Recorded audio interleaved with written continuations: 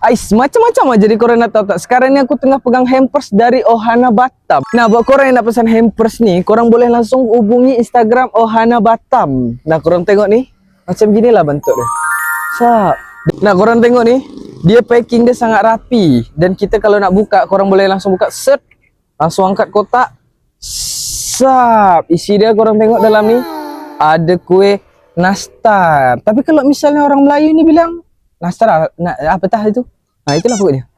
Ni pun hampers dari Ohana Batam juga. Korang boleh tengok ni kiri kanan aku ni. Bentuk dia pun beza-beza. Ini yang bulat, ini yang lonjong. Dalam dia macam mana? Dalam dia pasti ada kuih lah. Korang pun tanya pula sama aku. Tengok dalam dia ni. Sap. Luar ni luar bukan dalam. Ni luar. Korang tengok ni dalam dia ni ada isi 2 toples. Ini juga ada 2 toples. Tapi korang boleh request kuih yang ada dekat dalam ni. Korang nak kuih apa boleh request dekat sini ni. Ni 2 ni. Sama isi dia ada 2 dalam dia.